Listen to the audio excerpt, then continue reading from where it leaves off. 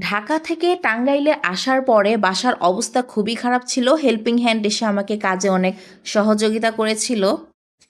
Helping hand সব ঘরদোর গুছিয়ে দেওয়ার পরে বিকালবেলা আমি আর তোমাদের ভাইয়া একটু বাইরে বের হয়েছিলাম। আমরা আজকে মূলত গিয়েছিলাম স্বপ্ন সুপার শপে শুকনা কিছু বাজার করার জন্য। এখান থেকে আমি ঘুরে ঘুরে দেখছিলাম বাসার জন্য কি কি প্রয়োজনীয় জিনিস নেওয়া যায়, সেগুলোই ঘুরে ঘুরে দেখছিলাম। এরপরে এখান থেকে আমি আমার প্রয়োজনীয় কিছু জিনিস কেনাকাটা করে নিয়েছিলাম। ফ্রেশনারের এই সাইড কর্নার থেকে আমি একটা এয়ার ফ্রেশনার নিয়েছিলাম, আর এখান থেকে আমি এক প্যাকেট কুকিজ নিয়েছিলাম। শুকনা বাজার করা শেষে তারপর আমরা চলে যাচ্ছিলাম বাসার দিকে। বাসায় গিয়ে আমি এক এক করে শুকনা বাজারগুলি গুছিয়ে রাখছিলাম।